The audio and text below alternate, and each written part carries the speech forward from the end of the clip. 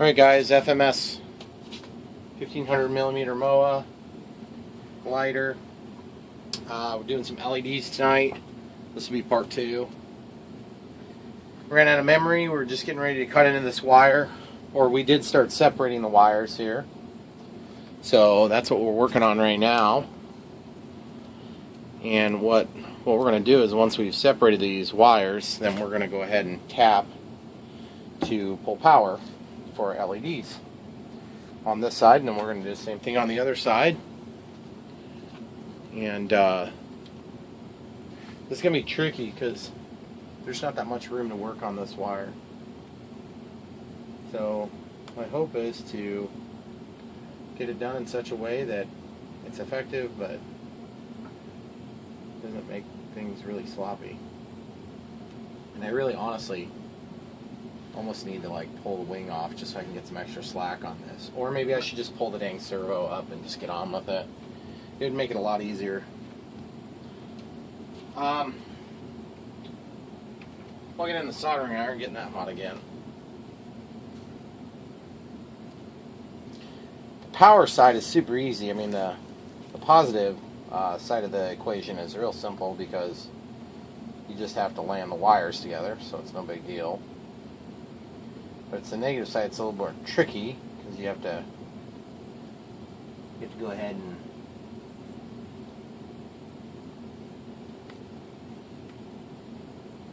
dang it, I exposed the signal wire there. So I want to make sure I keep my splice joint down a little bit yet so the ground stays away from the signal, and I will put some glue over that in a minute. Or some electrical tape, one or the other. I think honestly the easiest way would be to just put a little electrical tape over it, but the glue is going to be a better way to protect the leads from ever possibly getting into contact with one another.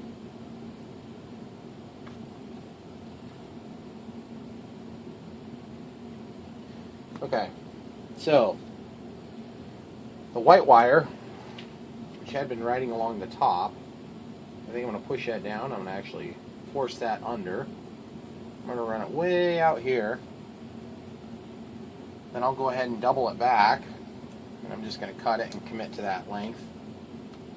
I'm going to strip back a little bit of the wire. It doesn't necessarily need to be this much. It could be a little less. It could be a little more. Whatever suits your fancy. Now you don't want to have to separate this whole thing open. You want to just take as little as you can and still be able to make contact. So what I'm going to do in this case is I'm just going to take this really sharp X-Acto knife and I'm going to actually strip back just from the surface. Get some of this crap out of the way, guys, sorry.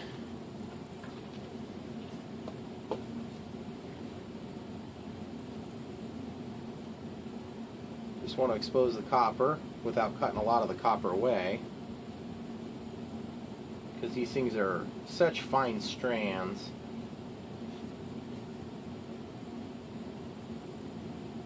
And they're kind of sticky because they were covered with glue to hold them into this area. Okay? So now you got to be careful if you cut this wire in half. You want to at least be aware of it so you can resolve it. Ow.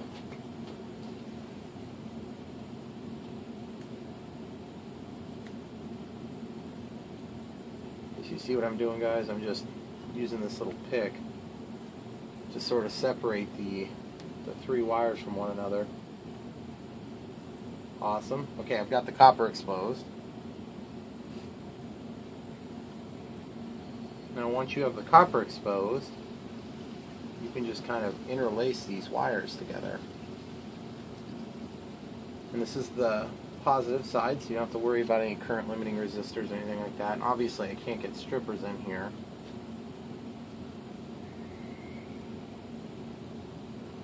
So you don't really have to worry about trying to strip that back. Getting the head of the strippers in there would be impossible. So now I'm going to wrap this up and around the wire.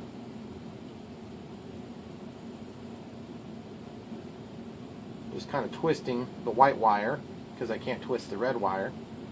You see how that gets me a contact point there. So while it's not soldered, now is the time to manipulate and position these the way you want them. Because once they're soldered, it's kind of a bear to work with. Okay? So I'm highly recommending, if you're going to reposition this at all, which I'm going to position it so it goes back toward the fuse, like that. I would do that now. And then another little trick, I don't always do this, but this wire's so dang tight.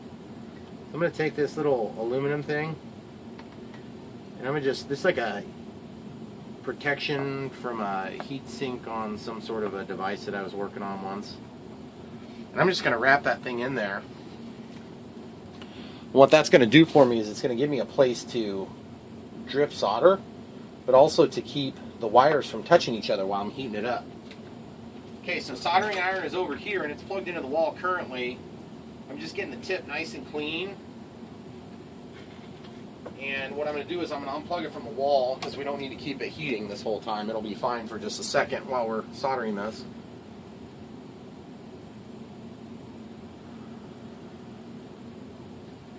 There you have it, guys.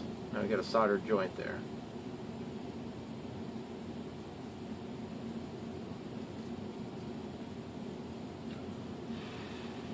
So now we have positive attached. Now we just need to do a current limiting resistor on the negative side. But now we have the complex task of going ahead and testing the sizing. And when I say the sizing, I mean the current limiting resistor needs to go on the brown side. Okay, so real quick, what we're going to do to finish up the positive, so obviously we're going to pull that thing out. Make sure we don't have a sharp spot on there. Looks like we do have a little bit of a sharp spot, so I'm just going to trim the sharp spot down a little bit. And then I'm going to take and wrap a little bit of tape around there, with the understanding that this tape will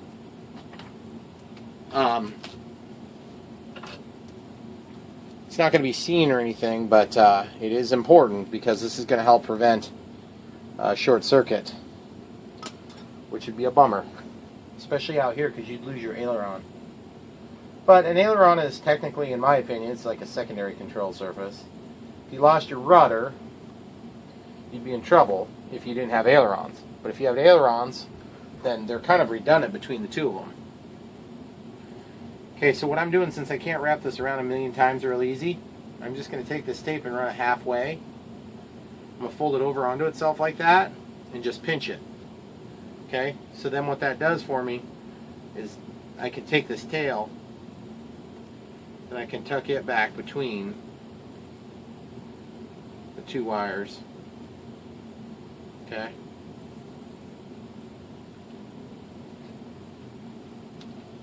And to be honest with you, I'm going to put glue over this anyway in a minute. So I'll probably just go ahead and trim this tape down a little bit. We don't want it to be so bulky. That's good enough for what we're doing. We just need to prevent, I mean, they're not going to short circuit even if I left that solder joint exposed, because when I was cutting this wire to separate it, I didn't actually expose the copper on the other two. And if I did, I didn't expose it here. Okay? So we're safe. Now down here, a little bit further down, we exposed the signal inadvertently. So I'm going to take and put a little tape. I'm going to do the same exact thing I did there down here while I'm thinking about it, so I don't forget. And that's just because I got the X-Acto knife in there and just walked it a little too quick. It's very easy to do that, by the way.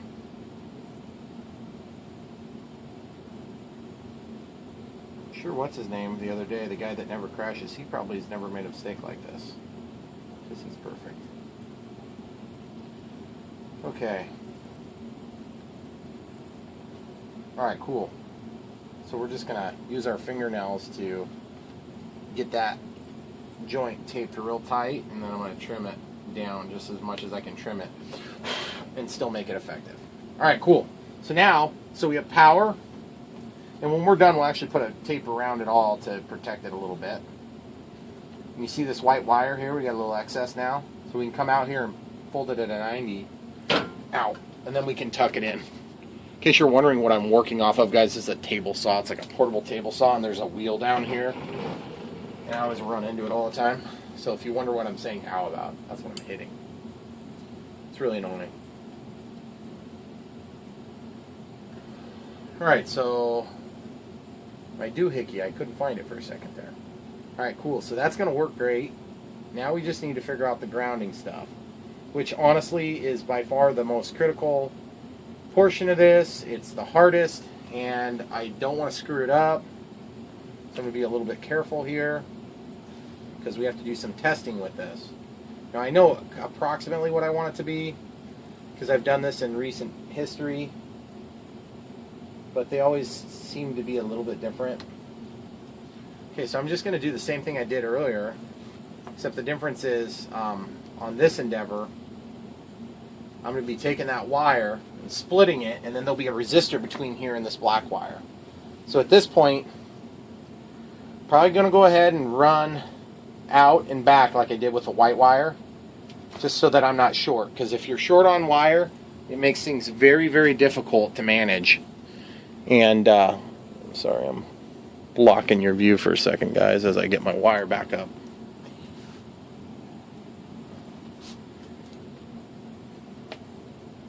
So now don't make the mistake like I do occasionally of thinking, oh yeah, we don't need a current limiting resistor, which I don't consciously do it, I just forget, and I land the negative onto the ground side, and then I get burned.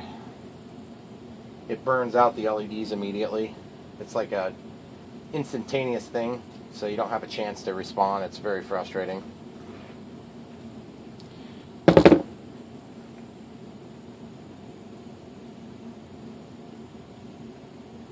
Okay, so now I'm just going to strip a portion of this back, just a little bit, so I can see the copper, and I can see the copper here. And then I'm going to take my knife and I'm going to chase it down underneath the copper as much as I can. And I'm going to actually pull back the sheath with the knife blade. You see how it's walking back? I'm lifting the copper. Now I'm going to just stick the knife in there like that, and then I can get my resistor leads in there. Okay, so the triple green, 150 ohms, 1/8 of a watt resistor. That seems probably okay. We're going to try that. Got this little dinky 150 ohm resistor, 1/8 of a watt. And you see why I left that in there, guys. The knife, because now I can take that resistor and I can slip it right into this wire. As you can see, it's really easy. Just kidding. There's nothing I really do that's easy. Everything I do is a huge pain in the butt. I'm just kidding. Guys, not everything, just most. Okay, so remember, we're testing this, so we don't want to like get it all soldered together or anything, okay? And I don't want to get it so aggressive that it's a pain in the butt to get it out. Okay. So this is 150 ohms of resistance.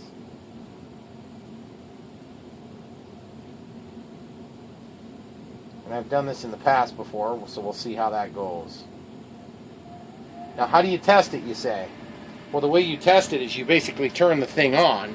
In our case, it doesn't have to be the exact battery we're using. We don't even have to have the receiver on. We just need a 3S pack with an XT60 end on it.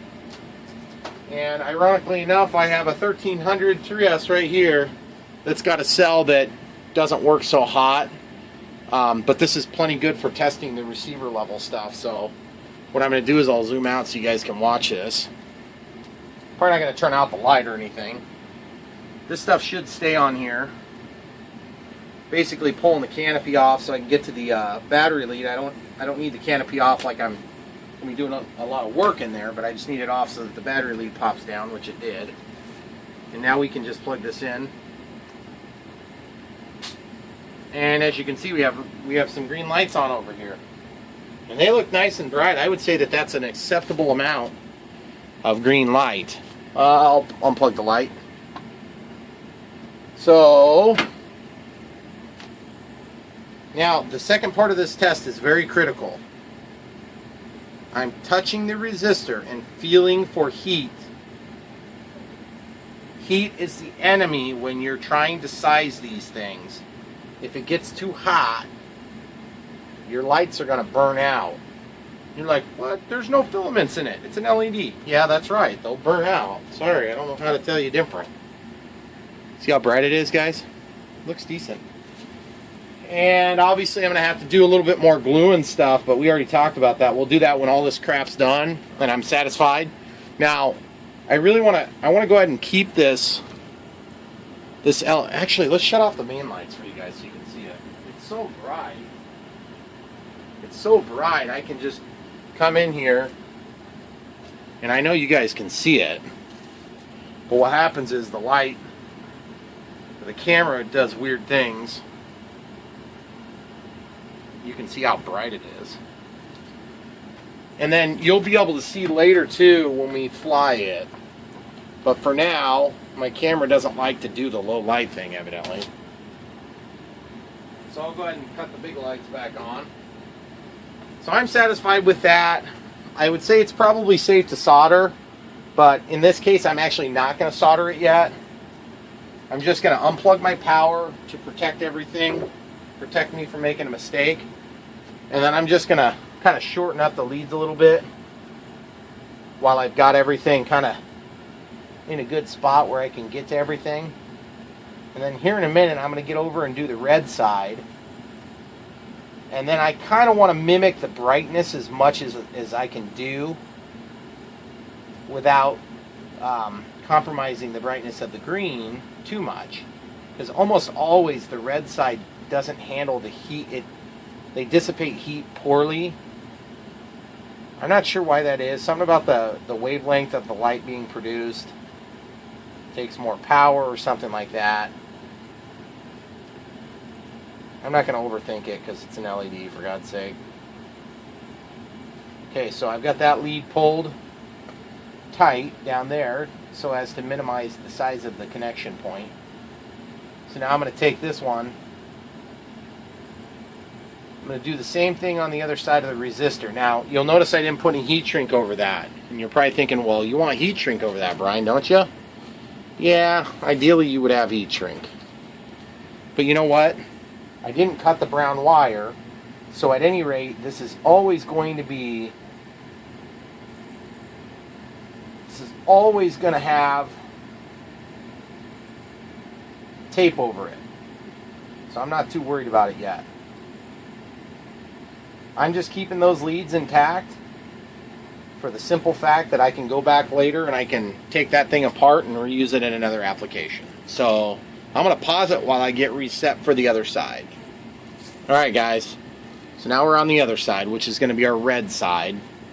We're going to try to mimic closely what we did on the other side because it seemed to work pretty good. And normally I don't bore you with both sides, but I don't know. Tonight I'm just feeling like you want to see both sides. So if you don't like seeing both sides, just fast forward until I move to the tail, and then that'll be different. Okay, so the same process goes here. Looks like my label didn't peel on this one, but that servo just wanted to pop right out. Nah, I'm not going to pull it out unless I have to. Okay, so we'll just go to about where we did on the other side. Grab ourselves just a little bit of tape. Make sure you fold the tail over so you don't have to fight it later. And just tape that down. Okay, second thing. I got my little pointy tool over here. Just go in here and just separate this servo lead from the side. Looks like they use some sort of a pops in your hand, not in your mouth sort of glue, some contact cement there. Could be a double-sided tape as well, I can't tell. But it's sticky again, which is fun. That's facetious, of course. It's a pain in the butt. Just trying to pull in as much slack, try to lengthen that cable a little bit. It's a hilarious joke for anybody out there listening. So, this is going to be for us our red lights. And the way we did our red lights, or excuse me, our green lights, was we mounted them about here. And then we chased this line. Let's just verify. Yep, we chased this line here, so I got to pull up my red decorative doohickeys here. Now, the front is going to be more likely to peel off with air pressure, even though I'm peeling up a little bit more going this way. I think this is going to be a more successful effort. So I'm going to go ahead and peel it up this way. Just like that, guys. Just a little bit more than is needed so it's out of the way. We don't have to worry about it the whole time.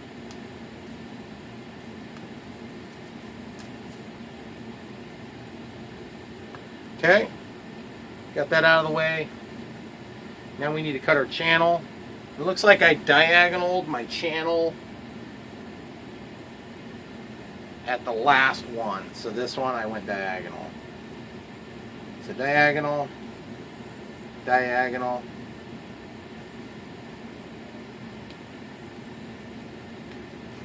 Usually the second one goes a lot quicker because you've kind of figured out what's important to get the job done. But then sometimes you just make a lot of stupid mistakes on the second one because you're rushing.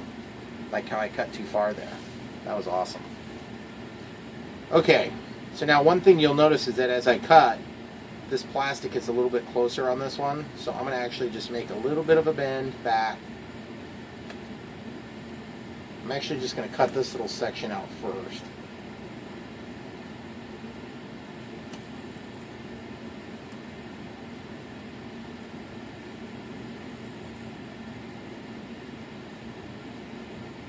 Yes.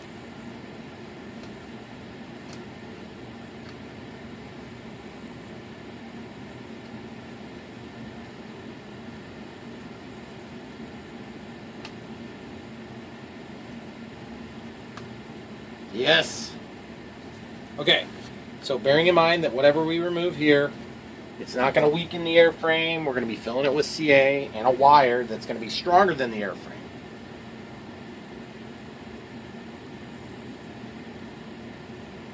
But you're still cutting, so be careful. Don't go too deep. Don't go too fast. That's what she said.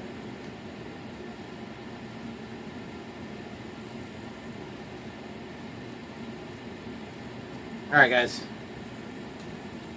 so we got the channel all cut out, and now we just need to grab the LEDs, which I already put over here evidently. Yep, there they are. So, one bummer about this is that the black wire ended up on the top as it pertains to the direction that the wires are going to lay. So what I'm going to do is I'm just going to twist one time, but I don't want to twist too close and short it out, okay? So I'm just going to go one half of a twist, okay? That's going to give us the ability to drop the black wire in first and make it less noticeable as we work. The other thing is I cut a pocket to chase the wires out on the other one, and I'm going to do the same thing. I'm going to cut a small, shallow pocket here. And it's just this little bit here, just to get the wires back into the channel. And it's super easy. You just cut a little notch out. And once you have the notch out, then super easy. Easy peasy, guys.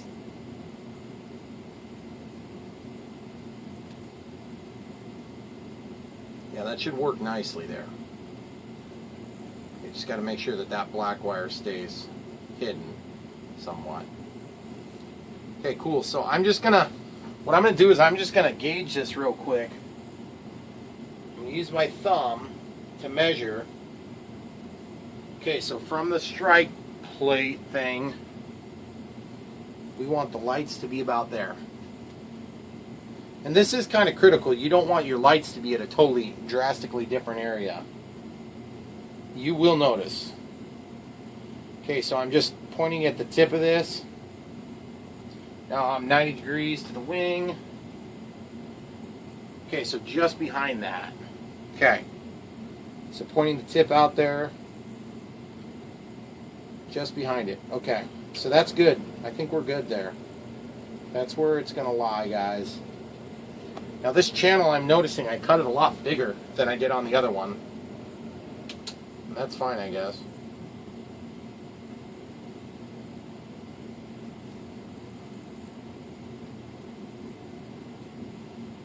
Don't make this channel too deep where you're going to put your LEDs, because you can sort of obscure your LEDs a little bit if you make it too deep, because then they won't sit out on the surface at all.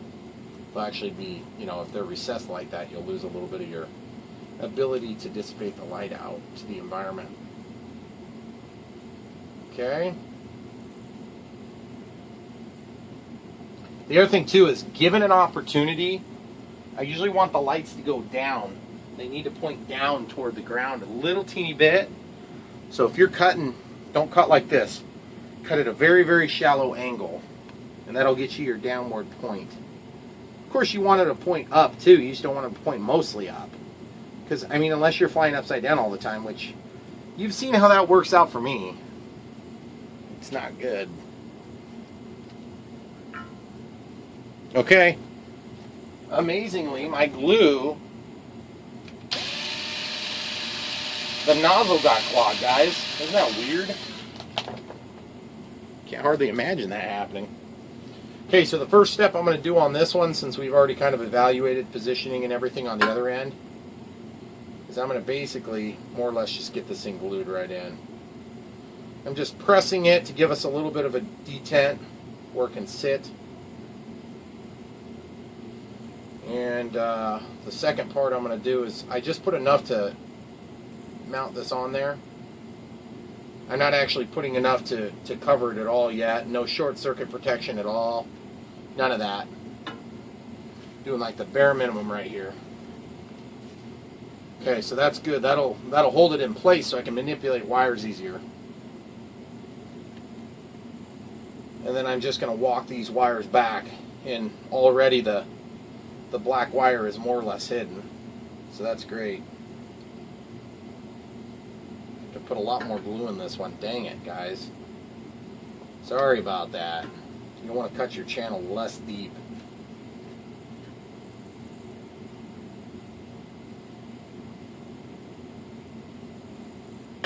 See, and sometimes those are happy accidents, and sometimes they're like, what the heck were you thinking?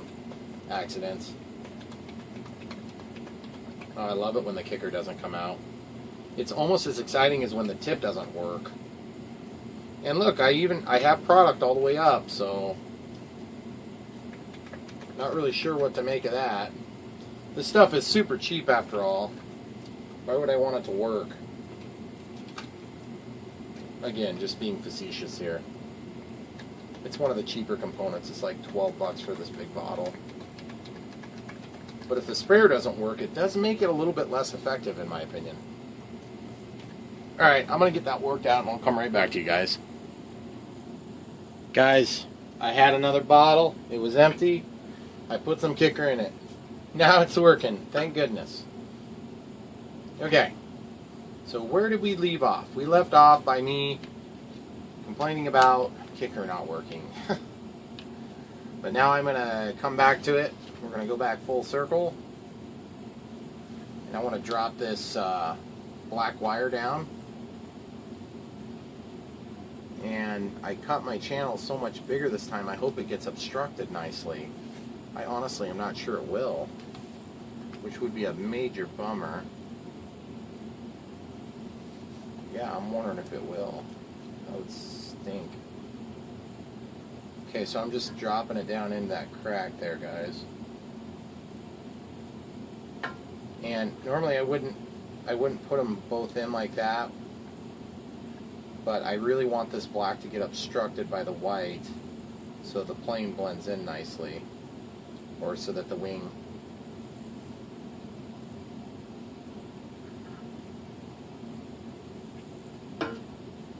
okay, so it's good now. So now I'm basically gonna just Go down a ways, pump a little bit of glue in, with the understanding that I'm probably going to want a little kicker in there too.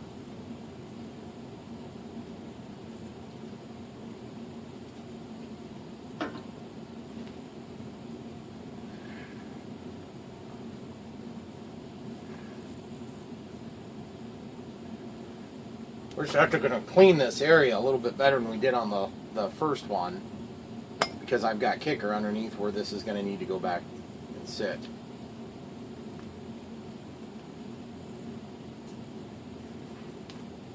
So guys, learn from my mistakes. The mistake I made on this was cutting that channel a little bit too big.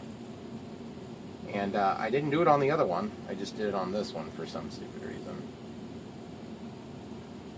But it's not the end of the world, it's just don't want to weaken it for the sake of LEDs, you know? You want this thing to be every bit as strong as it was before, if not stronger. And I feel like before we had a crack at possibly having success making it stronger, and now I feel like we're going to end up having a little bit weaker wing here, which stinks.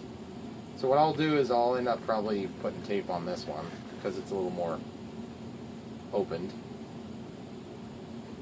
And it's not like the end of the world, guys. It's going to be